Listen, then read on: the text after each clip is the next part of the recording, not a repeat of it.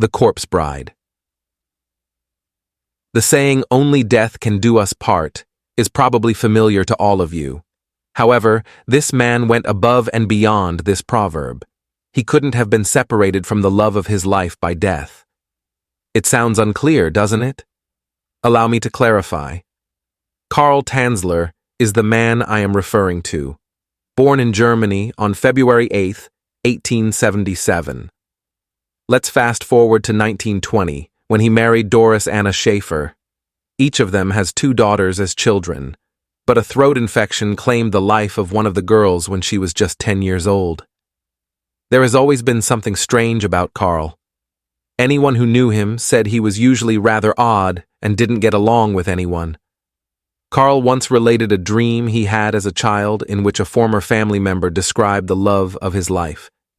He said the woman was quite attractive and had dark hair. Even as an adult, the image of this enigmatic girl lingered in his imagination. In 1926, Karl relocated to Florida, USA, with his family. But after just a year of residence, he made the independent decision to leave his family and relocate to Key West, Florida. He eventually found employment at the U.S. Marine Hospital here. He was employed with the TB department. At that time, tuberculosis was a very widespread disease. People were not aware of its cause, and there was no cure for it back then. A huge number of people were dying out of it. Karl was basically working in a situation where people were dying all day. He weirdly claimed that he actually knew the cure for it, which was completely false. Nobody actually paid so much attention to that, though. Many of Karl's friends caught TB and died. All of these deaths took a toll on Karl. But then, in April 1930, a woman named Maria Elena Milagro, aka Helen, checked into the same hospital. This time, Karl was working as an X-ray technician. At that time, Helen was 21 years old and afflicted with the fatal TB condition. She was described as a stunning woman. Even though she was separated at the time, she was married. Although she lived alone, she was legally married because she never filed for divorce. That was Karl's 55th birthday. He fell in love with Helen right away. She might have resembled the woman he had fantasies about as a young boy. But all of this was biased. When Karl was truly in love, he would bring her gifts. It was reported that, although Helen never expressed interest, Karl was essentially fixated on her attractiveness. Karl, at this point, wanted to save Helen's life in any way possible. Ignoring the hospital protocols, he started treating Helen on his own using homemade remedies.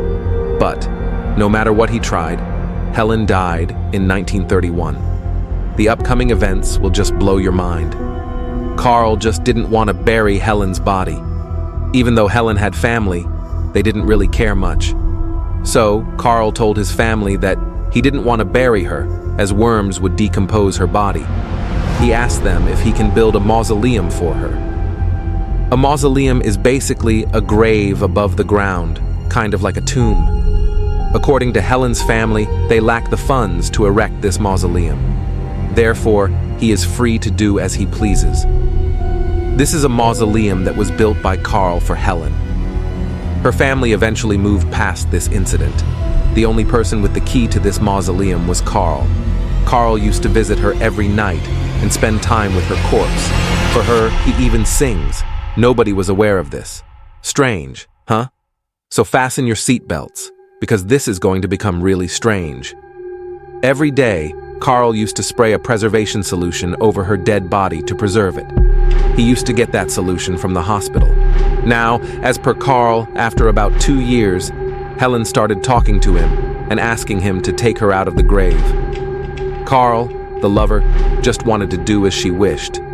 He built a special laboratory for this purpose.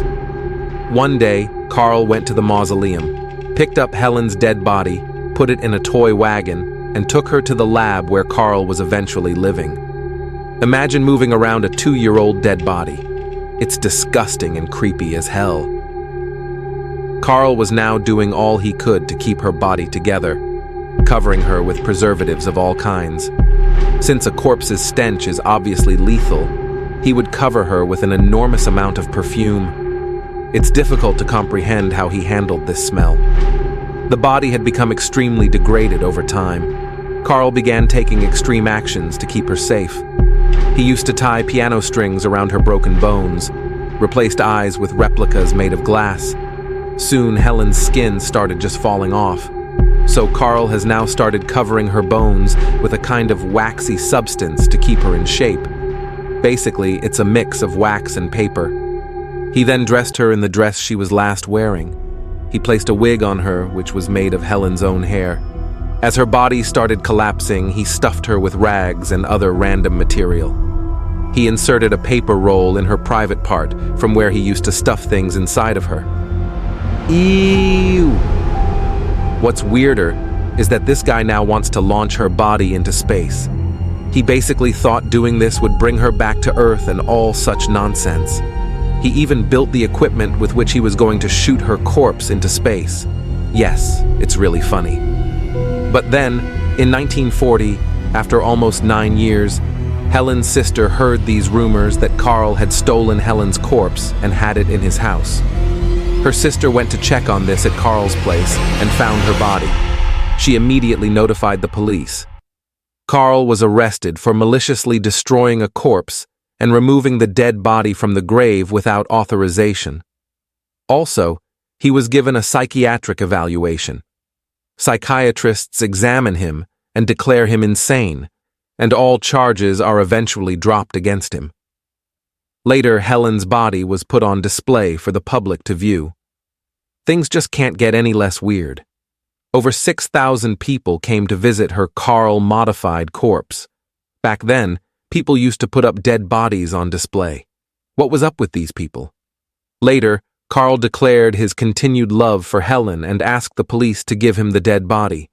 This guy was really insane. The cops naturally denied it. In order to prevent Carl from discovering Helen's body and excavating her, her body was buried beneath an unmarked grave.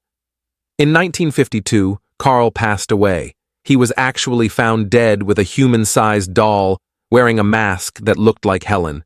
Weird as hell. Thanks for watching. Don't forget to subscribe.